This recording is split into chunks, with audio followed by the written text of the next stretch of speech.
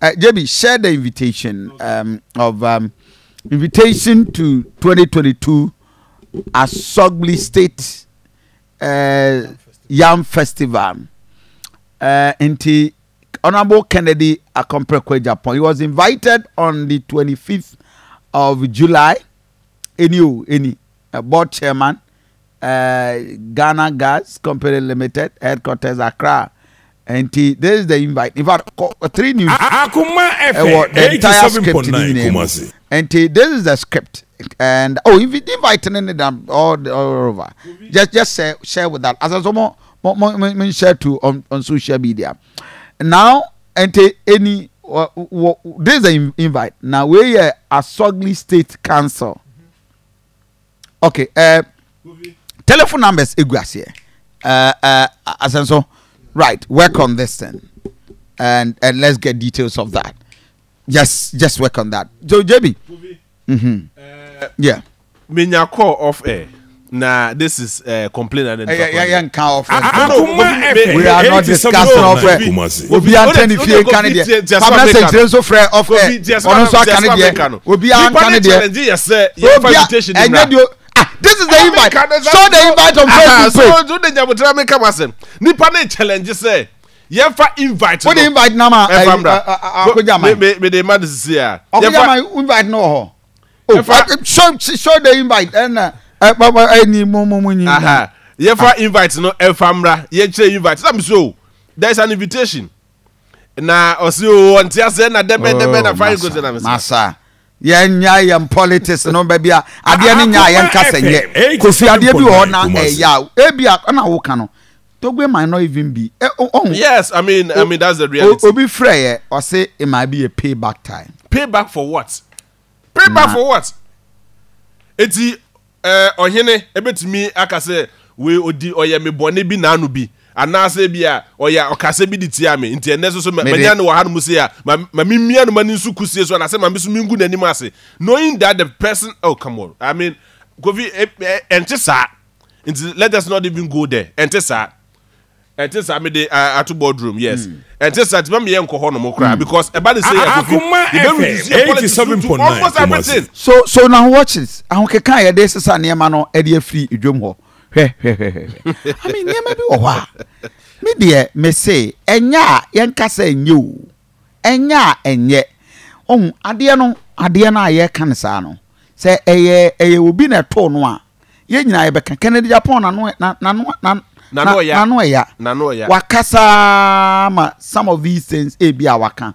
At a point in time he has realized say or he want to be a statesman. He want to become a leader of the country in Tebia or Yedei or yeah 87.9 the theme of Omoakasa invitation on the man no but I know that's what say let's eschew greed unite for peace development and prosperity the sema na da hono mo a enu nti omudi di afashion enu ani o okay or say let's eschew greed unite for peace and development and prosperity na so obiaya obibi na anu I was say ene benya no hanu ntima me famia no na me ma wiase na ehunu say okaseti ame na anu okaseti ya ye board chairman na so okaseti ya ye hinti ye ni di na tema na say ye ni bibi foforo no it doesn't work like that. 87.9 number 9 G could we stop crying foul over Kennedy Agyapong. He's old enough as a lawmaker. You should know better.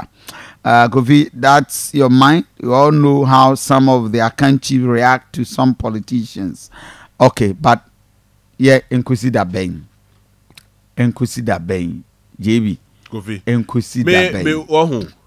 And no way can na constitution can clearly say me ma hemfu involve mo ho ewa manyosemu. We can you because ohene de okay, so this is the letter. On Facebook page. This is the letter. Zoom letter ni na yenhwe say bia na bibia ho aye doctored. Say Zubete yon fa na so fam ye. Ofana so fam ye. Zuba no on ko Facebook page. On fa na so bia so. On ko letter no Facebook page. Now who said this is our official invite. This is official invite. On the 25th of July 2022. Adia ni nya enye. Kennedy Agyapong kasa. Yes. But at the end of the day, for this one, you invite him and reject his. And this is a person now. I am president of the National House of Chiefs. He's the immediate past president of the National House of Chiefs. Now, what's now honomo? A presiding and as I always say, sub chiefs and ridicule this man, a statesman, a lawmaker, irrespective of the way and the subversity. But you see, this is a more personal relationship. So because of they have personal what kind of almost statement now? Say Kennedy Agyapong what did Togo attempt? No one is what didn't attend and invite. I mean, we bury the past. As for mine, now you move on. And some of these things we don't need to encourage it. And I say the Aboblomefia Togo affected the Asogli State Council and the Festival Planning Committee have the pleasure to invite you to witness the sitting in State Aboblomefia Atogbe Afede on Friday, September 9th, and the climax of the festival, which is the Grand Deba on Saturday to Saturday 10th September at 10 a.m. So this is an official invitation. Yes, to Kennedy Agyapong say. But it was a very embarrassing moment, trust me. So event near Pamwe free hall. According to statement, is Oman Pamono. Okay. Oman Pamono. Near Koya they say in fact, also no akasa ne koye yam Pamono. Yeah, I say yam Pamono. Also no akasa ne koye. And in fact, Daily Graphic for so at the video of time and no akasa waving the way out ni na no. Or ni na at the buyer. No yes or waving the way out. But me, I see this as a very embarrassing situation that I see ever in the history, but it will also serve as a lesson to most politicians that anyhow. Sometimes, some way, somehow. So it is not a paper. Is it to say for this is it to say Togbe no anyawe? Kofi, to a large extent, also as at the time I told one dear. Kofi, there was no way I bet me reacted to this particular thing. We say where Kofi we okay, why do you Samuel Bablo Kennedy is not needed in the Volta region. The president himself is spared just for the sake of peace. Please find out the source of the invite. Togbe can never invite Kennedy for any reason. Okay. They say telephone numbers and the secretary to the council's Asogli State. Stephen Tete, except that unless I tell for educated and said this man is not a person. Exactly. Now number no fake. Exactly. Ibrahim Yunus was it, this is Ghana. Jesse was it hypocrisy. Mr. Odike Nkodobunsu has been banned from the Mecha Palace. You see nothing wrong with it. Why are you in a hurry? Hamidu Yamba, for me, this is an insult to the chief himself. Yes, it's an insult. Why? Because one man will be. Come on. Why invite you be so in the protocol? So that means the protocol department, apart from the protocol, except that the invitation letter is wrong. What's that? Except that the invitation letter is wrong. Okay. But the invitation letter signed by the secretary to the Asogli State Council, Asogli Council State. Okay. So my remind you for over the weekend. And Togbe Afede Udini Yam Festival. Na Kennedy Agyapong Japan.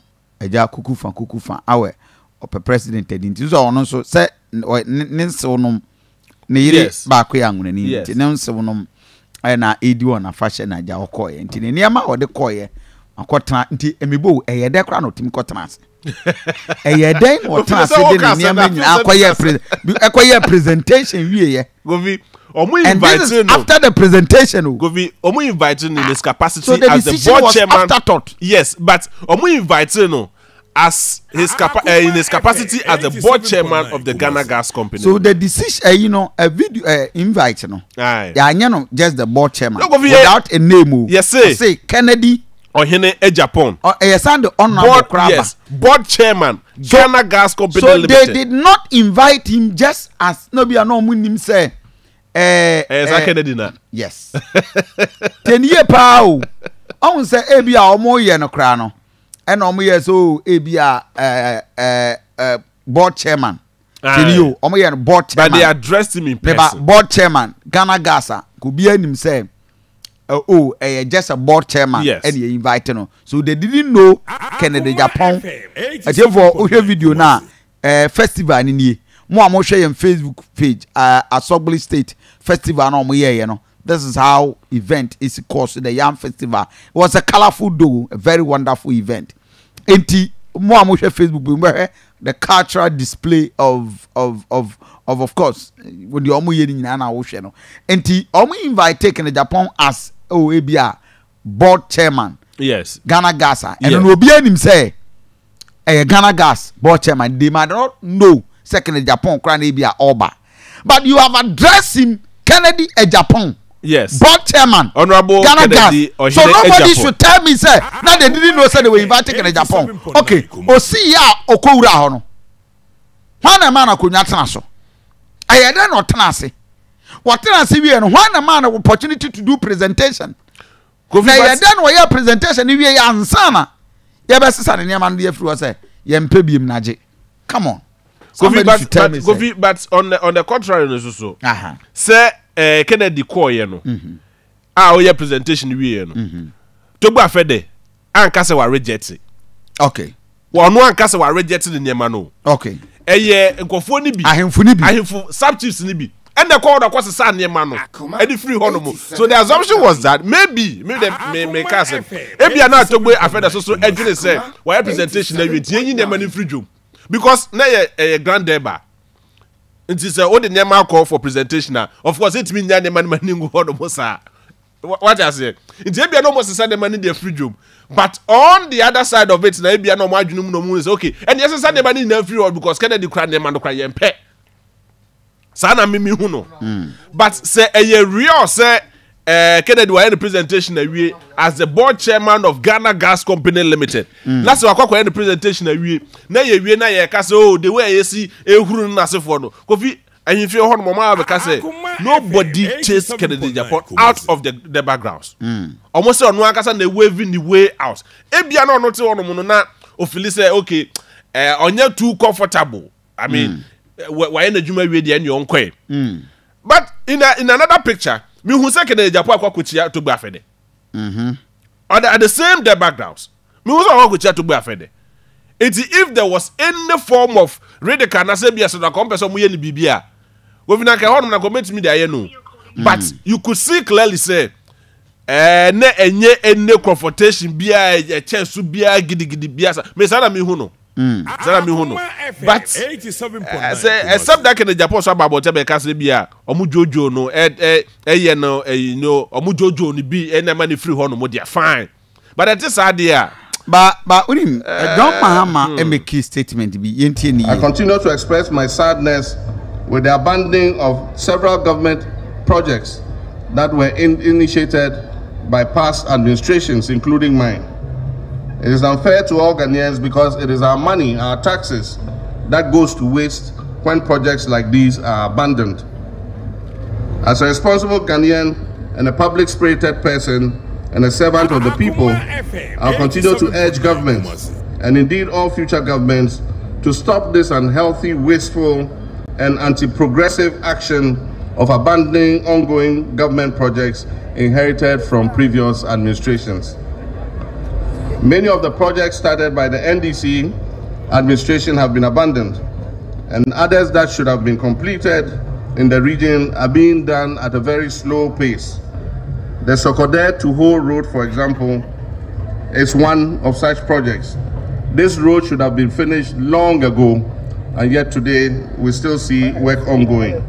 I also noticed that the interchange at the roundabout of the University of Health and Allied Sciences has been removed, and just a small runabout is being put there. The 5 district water projects, which should have covered and come all the way to Adaklu, has also been, should have been completed long ago, but has been abandoned. The Volivo Bridge over the Southern Volta River should also have been under construction.